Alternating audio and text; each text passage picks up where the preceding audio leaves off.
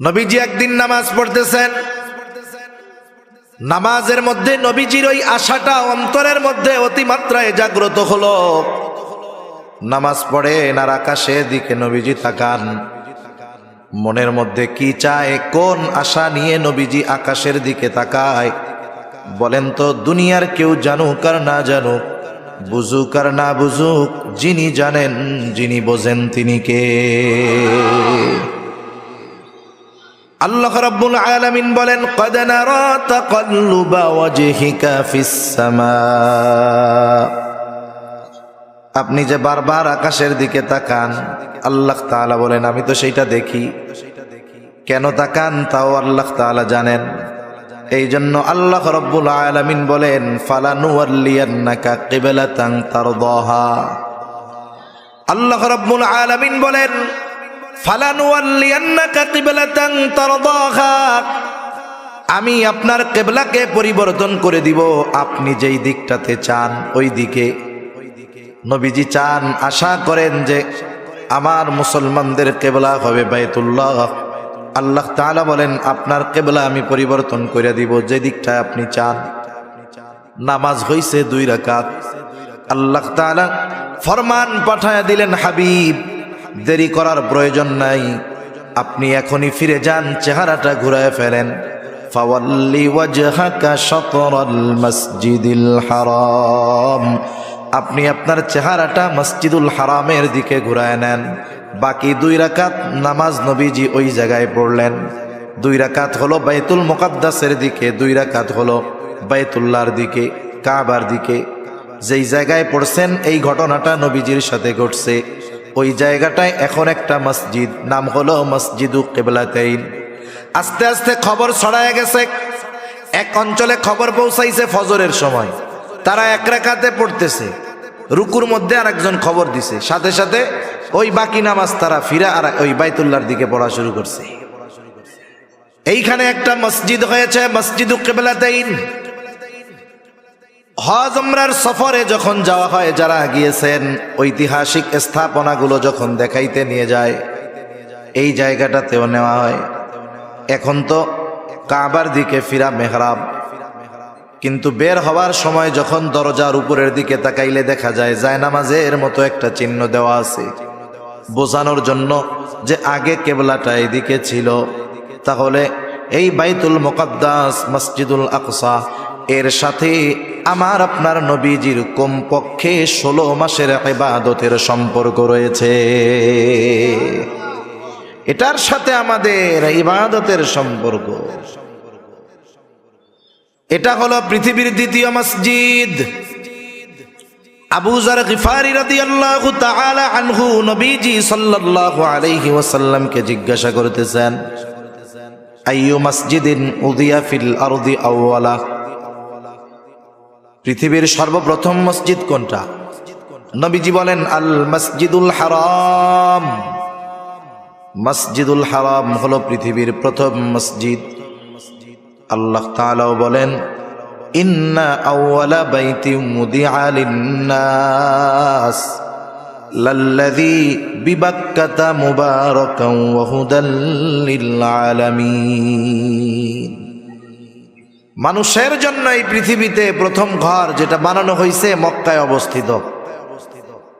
2টা বিষয় হতে পারে, মুফাসসিরিনে কেরাম বলেন, একটা হলো মানুষের ঘর হোক আর ইবাদতের ঘর হোক, এই ঘরই প্রথম ঘর, এর আগে কোনো ঘর দুনিয়াতে ছিল না।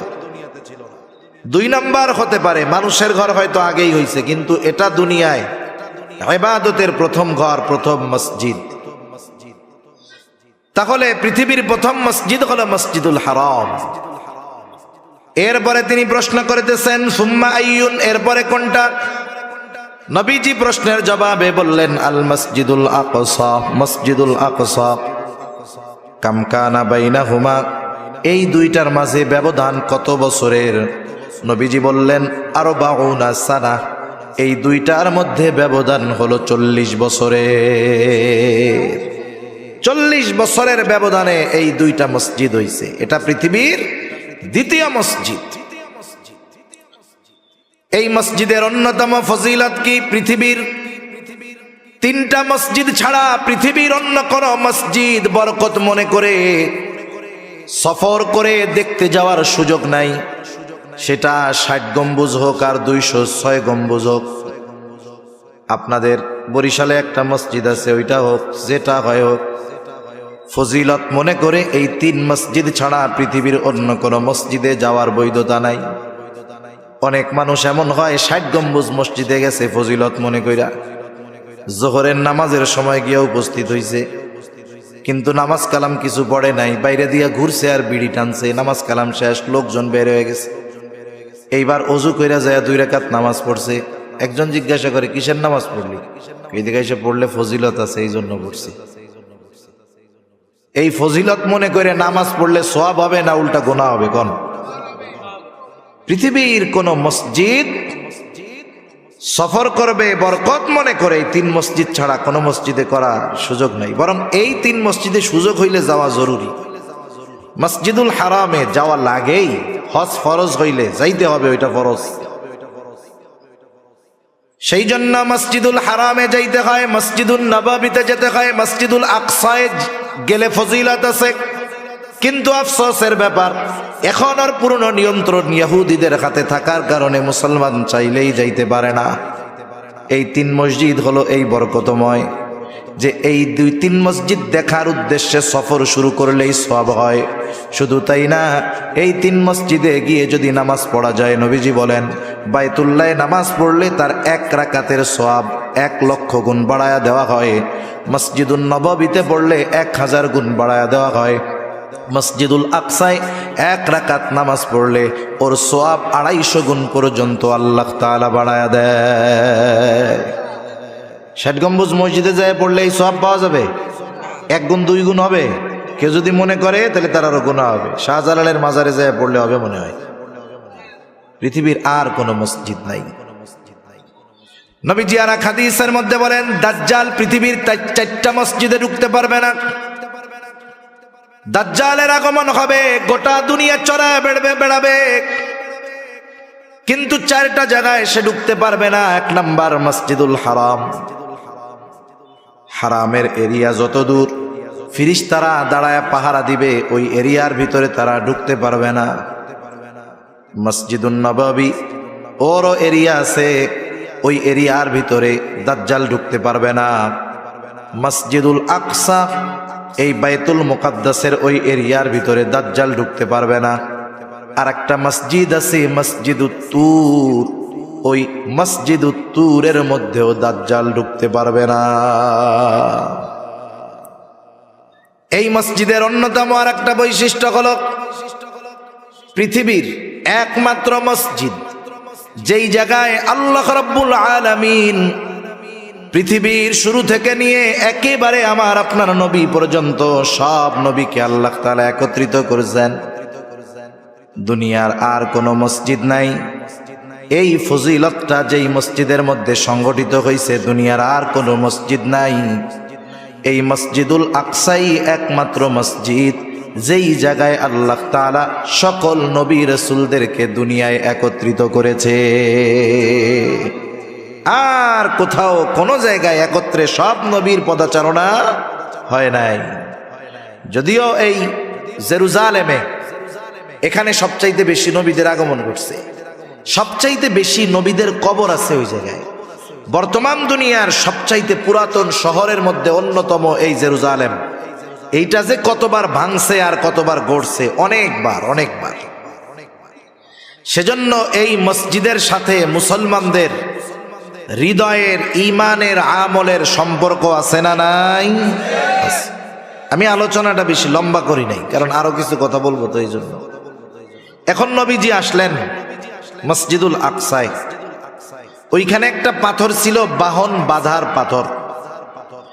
যেই নবী ওইখানে আসছেন, উনি তার সাওয়ারি ওই জায়গায় বাঁধছেন। ইংলিশ আধুনিক ভাষায় পার্কিং। নবীজি ওনার বাহনকে ওই জায়গায় বাইধা রাখছেন। এবার অজু করলেন। অজু কইরা নবীজি 2 রাকাত নামাজ পড়লেন। ইবনে কাসির রাহমাতুল্লাহি আলাইহি এখানে ব্যাখ্যা করেন যে এই জায়গায় 2টা মত পাওয়া যায়। একটা হলো নবীজি মেরাজের সফর শুরু করার আগে সব নবীর উপস্থিতিতে ওই জায়গায় উনি ইমামতি করছেন, এরপরে সফর শুরু করছেন। তিনি বলেন, কিন্তু পরবর্তী আলোচনার দৃষ্টিভঙ্গিতে মনে হয় এটা হয় নাই। কিভাবে হয়েছে? সকল নবীর উপস্থিতিতে নবীজি ইমামতি করেছেন, এটা ফেরার সময়। যাওয়ার সময় যদি ইমামতি করতেন তাহলে প্রত্যেক আসমানে যখন উঠছেন জিব্রাইল প্রত্যেক নবীর সাথে পরিচয় করায়া দিছে, তাহলে পরিচয় তো আগেই হয়ে গেছে, নতুন করে করায়া দেওয়ার দরকার কি ছিল? কথা বুঝেন নাই? এজন্য উনি বলতেছেন যে নবীজি ওইখানে গিয়ে 2 রাকাত নামাজ পড়লেন, এরপরে সফর শুরু হবে, ঊর্ধ্ব আকাশে সফর, মেরাজের সফর। মেরাজ অর্থ সিঁড়ি। এখানে বিশেষ সিঁড়ির মাধ্যমে আল্লাহ তাআলা আমার আপনার নবীজিকে জিবরাইল আলাইহিস সালামের সাথে সফর শুরু করাইছেন।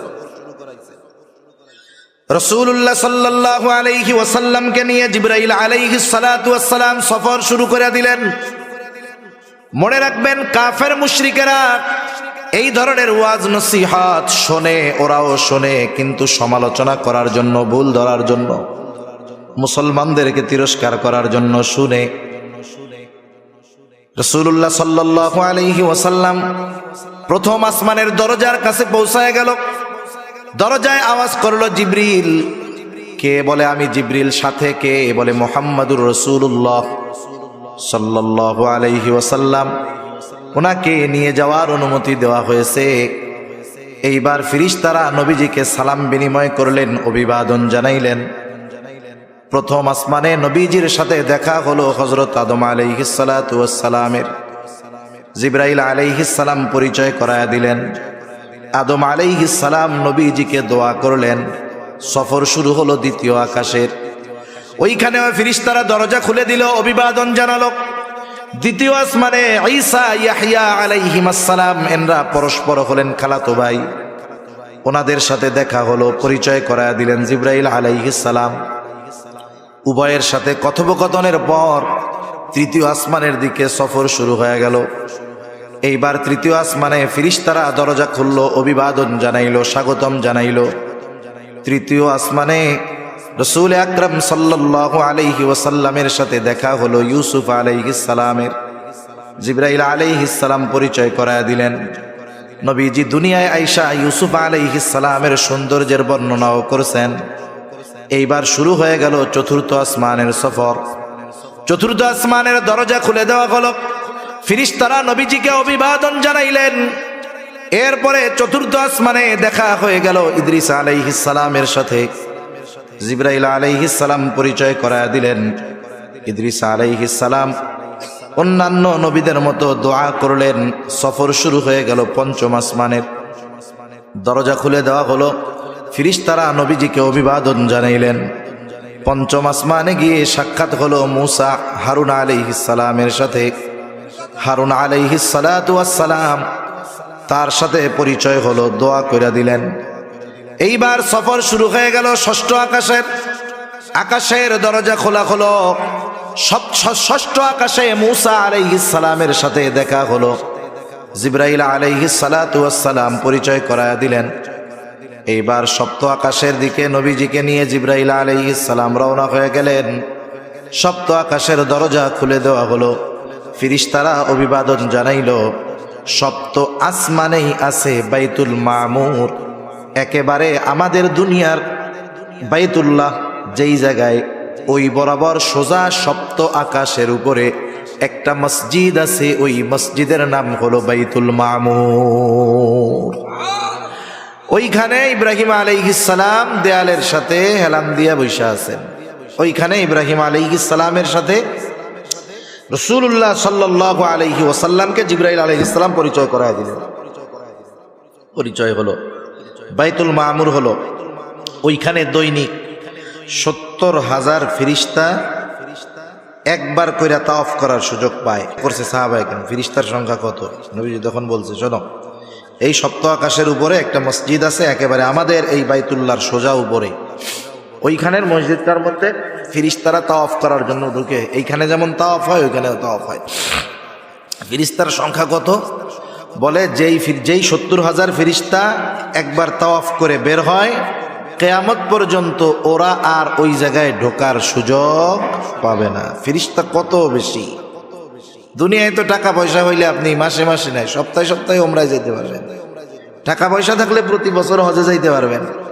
কিন্তু বাইতুল মামুরে যেই ফেরেশতা একবার তাওয়াফ কইরা বেরোইছে, তার পুনরায় কিয়ামতের আগে ওইখানে প্রবেশ করার কোনো সুযোগ থাকবে না। এরপরে সফর শুরু হয়ে গেল। জিবরাইল আলাইহিস সালাতু ওয়াস সালামের সাথে চলতেছে সফর। পৌঁছায় গেলেন সিদরাতুল মুনতাহায়, একেবারে সীমান্তের বড়ই গাছের কাছে। তার মানে এরপরে আর কারো যাওয়ার অনুমতি নাই। জিবরাইল আলাইহিস সালাতু ওয়াস সালাম বলতেছে, ইয়া রাসূলুল্লাহ, এই পর্যন্ত আমার সফর শেষ। ওই জায়গায় জিবরাইল আলাইহিস সালাতু ওয়াস সালামকে তার মূল চেহারায় নবীজি দ্বিতীয়বার দেখছে। প্রথমবার দেখছে দুনিয়ায়, দ্বিতীয়বার দেখা সেরকম ভয় পায় নাই। আগে যদি না দেখতো, প্রথমবার যদি দেখতো ভয় পাওয়া যাইত। নবীজি বলেন তার 600 ডানা আছে। কয়শো ডানা? 600 ডানা। বলতেছি, ইয়া রাসূলুল্লাহ, এই যে আমার সফর শেষ, আমি আর আপনার সাথে যাইতে পারবো না। ওইখান থেকে বিশেষ ব্যবস্থাপনায় আল্লাহ তাআলা আমার আপনার নবীজিকে নিয়ে গেছেন একেবারে ওনার কাছে। কত কাছে? বলে ফাকানা কাবা কাউসাইনি আও আদনা, এক ধনুক পরিমাণ দূরত্ব অথবা তার চাইতে আরো কম। এত নিকটে আমার আপনার নবীজিকে আল্লাহ তাআলা নিয়ে গেছেন। সুবহানাল্লাহ বলেন। এখন কথোপকথন হইছে, নবীজি ওইখানে গিয়েও উম্মতের কথা বলেন নাই। সর্বশেষ আল্লাহ তাআলার পক্ষ থেকে নবীজিকে 50 ওয়াক্ত নামাজ হাদিয়া দেওয়া হয়েছে উম্মতের জন্য। কয় ওয়াক্ত? 50 ওয়াক্ত। মনে রাখবেন, এই মেরাজ থেকে তথা এই নামাজের হুকুম, নামাজ আল্লাহ তাআলার হাদিয়া। আল্লাহ তাআলা আমার আপনার নবীকে আরশে আজিমে নিয়ে আমাদের জন্য এই নামাজকে হাদিয়া দিছে। সুবহানাল্লাহ বলেন। এজন্য নামাজ হলো এমন একটা ইবাদত, যখন বান্দা নামাজের মধ্যে যায় তখন স্বয়ং আল্লাহ তাআলার সাথে কথোপকথনে লিপ্ত হয়। কিন্তু আফসোসের ব্যাপার, আমরা মেরাজের ঘটনা গল্প শুনতে খুব ভালো লাগে। ইমাম সাহেবরা কয়দিন পরে অস্থির হয়ে যাবে, বাড়ির থেকে মহিলারা শুধু পোলা বান্ডে পাঠাবে, হুজুর মেরাজের রোজা কবে? মেরাজের রোজা কয়টা রাখতে হয়? হুজুর হুজুর ওই মেরাজের নামাজ জানি কোন কোন সূরা দিয়ে পড়তে হয় হুজুর। অথচ মেরাজ যে কয় তারিখে হইছে এর নির্দিষ্ট একটা হাদিস কেউ দেখাতে পারবে না। মূল বিষয়টা হলো মেরাজ থেকে নবীজি কি শিক্ষা নিয়ে আসলেন সেটাকে ধারণ করার দরকার ছিল। আমরা মূলত ওইটার দ্বারের কাছেও নাই। নবীজি আল্লাহ তাআলার হাদিয়া নিয়ে রওনা হলেন। এইবার মুসা আলাইহিস সালাতু ওয়াস সালামের সাথে যাওয়ার সময় সাক্ষাৎ। মুসা আলাইহিস সালাম বলেন, আল্লাহর কাছে গেলেন, কি দিছে আপনার উম্মতের জন্য? বলে 50 ওয়াক্ত নামাজ। বলে আপনি আল্লাহর কাছে গিয়ে দরখাস্ত করেন, আপনার উম্মত এটা পালন করতে পারবে না, আপনি যান। নবীজি গিয়া বললেন, আল্লাহ আমার উম্মতের জন্য কষ্টসাধ্য হয়ে যাবে। বলে দিল 10 কমায়া আল্লাহ। আল্লাহ তাআলা 10 রাকাত কমায়া দিলেন, থাকলো 40। আবার আসছে, কি হইছে? কয় 40 ওয়াক্ত। বলে আবার যান। আল্লাহ তাআলার কাছে নবীজি আবার ফরিয়াদ করলেন, কমায়া দেওয়া হলো আরো 10, 30। এইবার কয় কত? কয় 30। বলে আবার যান, পারবে না। নবীজি আবার গেলেন, এইবার কইমা হইল 20। বলে আবার যান, এইবার হইল 10। বলে শুনেন, পারবে না, আপনি আবার যান। এইবার আল্লাহ তাআলা আরো 5 কমায়া দিলেন, বাকি আছে 5। এই 5 নিয়ে ফিরে আসার সময় আবার মুসা আলাইহিস সালামের সাথে দেখা। বলে কি খবর? বলে 5 ওয়াক্ত নামাজ। বলে আপনার আগে আমি আমার উম্মতদেরকে পরিচালনা করেছি, আপনার উম্মত এইটাও পারবে না। নবীজি বলেন, আমার যাইতে লজ্জা লাগে। কতজন মনে মনে কবে যে কেন যে নবীজি আবার গেল না? তাহলে খালি জুম্মার নামাজটা থাকলে আর কিছু লাগতো না, কি কন? ওই পাবলিকও আছে, আফসোস করেন না যে কেন নবী গেল না। গেলে হয়তো এবার আল্লাহ তাআলা কইতো যে 1 রাকাত 1 ওয়াক্ত সারাদিনে, আর নাইলে খালি জুম্মা যান। কি মজাটা হইতো। এই ওই জুম্মাটা যদি হইতো দেখতেন, ওইটাও যে পরিমাণ লোক হয় ওইটা তখন আর হইতো না। এটা সত্য কথা। আল্লাহু আকবার। আল্লাহ তাআলা জানায়া দিলেন, পয়গম্বর ওয়াক্ত 5টা ঠিক আছে, কিন্তু আমি আল্লাহ তো দিয়েছিলাম 50। এই জন্য আপনার উম্মত 5 ওয়াক্ত নামাজ পড়বে, যে পড়বে তার এই নামাজের সওয়াব কমপক্ষে 10 গুণ বাড়ায়া 50 ওয়াক্তের সওয়াব দেওয়া হবে। ইবনে কাসির রাহমাতুল্লাহি আলাইহি বলেন, নবীজি যখন ফিরতেছেন, বলেন তো মেহমান আসছে আপনার বাড়িতে, মেহমান আসলে মেহমান যখন চইলা যায় সুন্নাত হইল মেহমানরা একটু কি কইরা দেওয়া, আগায়া দেওয়া। ইবনে কাসির রাহমাতুল্লাহি আলাইহি বলেন, যখন সব নবীরা নবীজিকে আগায়া দিতে আসছে, ওই সময় সবাই বাইতুল মুকাদ্দাসে একত্রিত হয়েছে। আল্লাহ তাআলা ওই সময় সবাইকে একত্রিত করছেন। নবীজি আবার 2 রাকাত নামাজ পড়বেন, সবাই দাঁড়ায় আছে। নামাজ পড়াবে কে? জিবরাইল আলাইহিস সালাম নবীজিকে সামনে ঠেলা দিয়া বলল, আপনি আজকে ইমামতি করবেন। সুবহানাল্লাহ। নবীদের ইমাম, ইমামুল আম্বিয়া আমরা বলি, নবীদের নবী বলি। এর দ্বারা আল্লাহ তাআলা আমার আপনার নবীজির শ্রেষ্ঠত্বকে প্রত্যেকটা নবীর উপরে প্রতিষ্ঠিত করেছেন। সুবহানাল্লাহ বলেন। আল্লাহ তাআলাও তো বলছেন যে রূহের জগতে সব নবীদের থেকে আমার আপনার নবীজির নবুয়াতির স্বীকৃতি আল্লাহ তাআলা সব নবীদের থেকে নিয়েছেন। এইবার নবীজি সফর শেষ করে আসছেন, পরের দিন সকালবেলায় উপস্থিত সাহাবায়ে কেরামের কাছে মেরাজের ঘটনা বর্ণনা করতেছেন। মেরাজ হইছে সশরীরে, কোনো সন্দেহ নাই, ব্যাখ্যা বিশ্লেষণ করা যাইতো কিন্তু সময় সুযোগ কোনোটাই নাই। এইবার নবীজি যখন মেরাজের ঘটনা বলতেছে যে আমাকে রাতের বেলায় মসজিদুল হারাম থেকে মসজিদে আকসায় নেওয়া হইল, ওইখান থেকে সপ্ত আকাশ পাড়ি দিয়ে নামাজ হাদিয়া দিয়ে পাঠানো হইছে। এইবার আবু জেহেল কাফের উতবা সাহেবা শুইনা কয়, পাইছি, আগের যা হোক মানুষ বিশ্বাস করছে এটা কেউ করবে না। বুঝতেছে আবু বকর তো নাই দেখা যায়। হ্যাঁ, তাইলে এই খবর আগে আবু বকরের কাছে গিয়া বলি যে আবু বকর কারে বিশ্বাস করো, উনি তো এরকম এরকম কথা বলছে। ওরা গিয়া আবু বকর রাদিয়াল্লাহু তাআলা আনহুর কাছে বলছে। আবু বকর রাদিয়াল্লাহু তাআলা আনহু বলেন, এ কথা কি আল্লাহ রাসূল নিজ জবানে বলছে? বলে হ্যাঁ। বলে নবীজি যদি বলে থাকে এটা যে সত্য কোনো সন্দেহ নাই। আশার গুড়ে বালি ফিরে আসছে, কেমনে ঠেকানো যায়?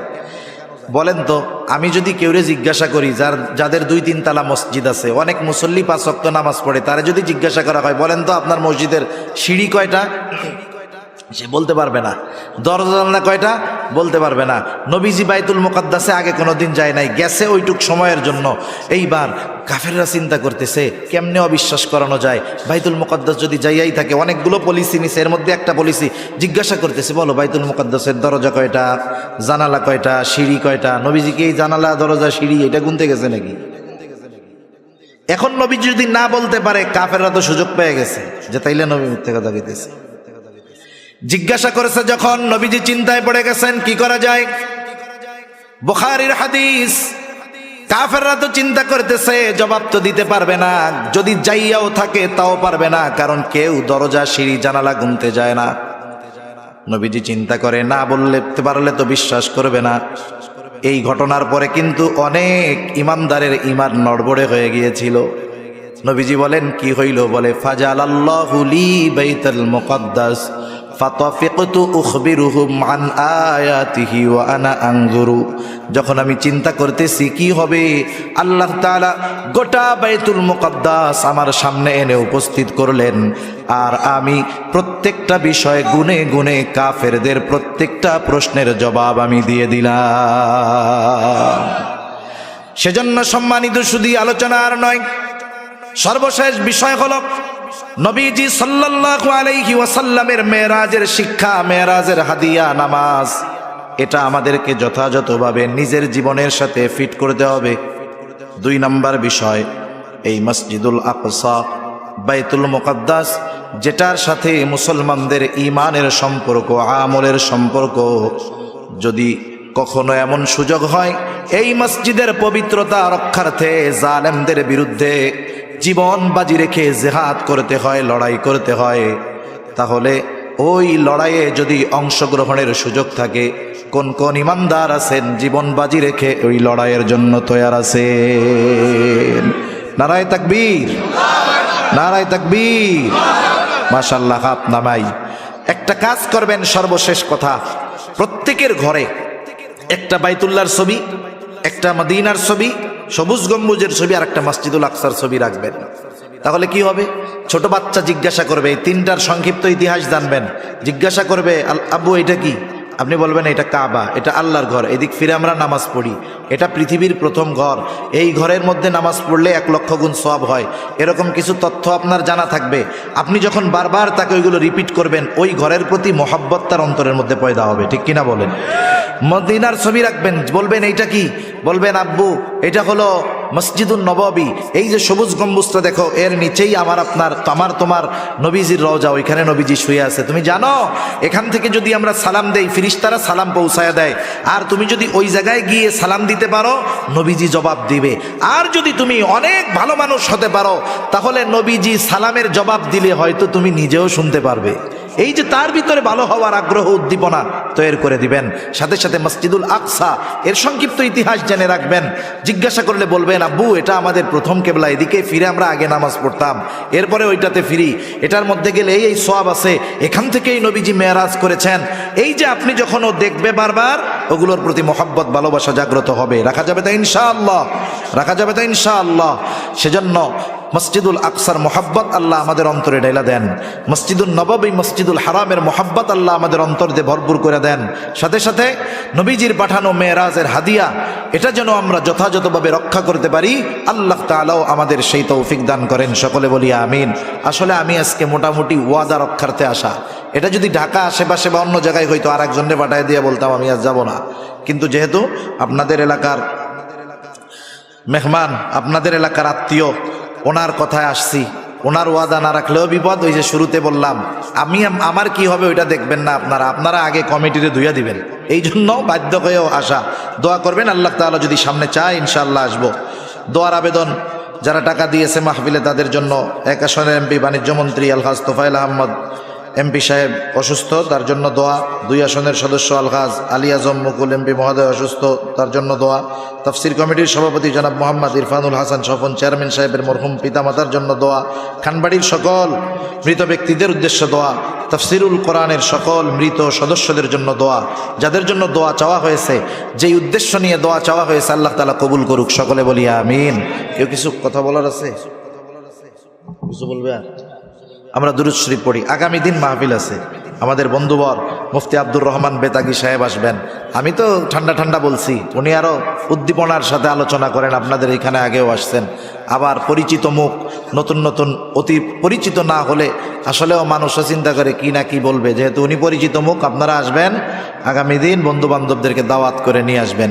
আল্লাহুম্মা সাল্লি আলা মুহাম্মদ ওয়া আলা আলি মুহাম্মাদিন কামা সাল্লাইতা আলা ইব্রাহিম وعلى آل إبراهيم إنك حميد مجيد اللهم بارك على محمد وعلى آل محمد كما باركت على إبراهيم وعلى آل إبراهيم إنك حميد مجيد الحمد لله رب العالمين والعاقبة للمتقين والصلاة والسلام على خير خلقه محمد وعلى آله وأصحابه أجمعين رب العالمين আজকের এই মাহফিল আপনি কবুল আর মঞ্জুর করে নেন।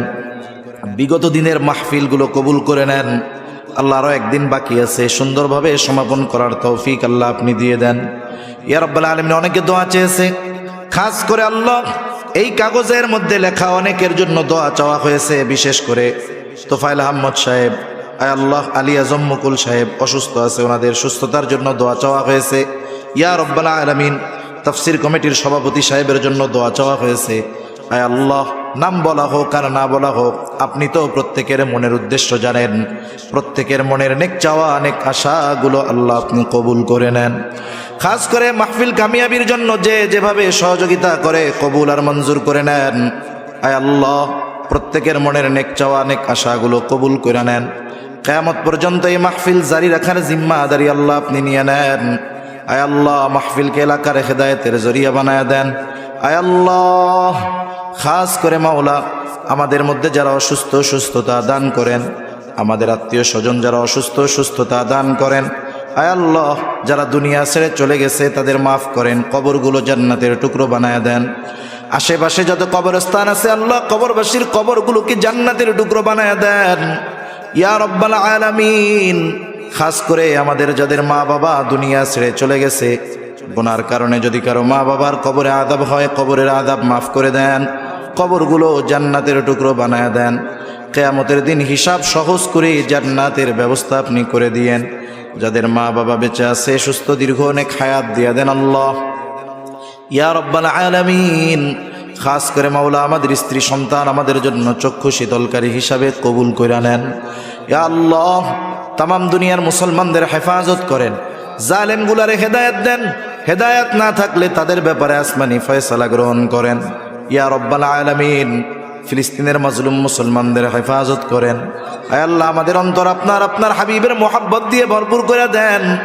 মক্কা মদিনা মসজিদুল আকসার মোহাব্বত আমাদের অন্তরের মধ্যে ঢুকায় দেন।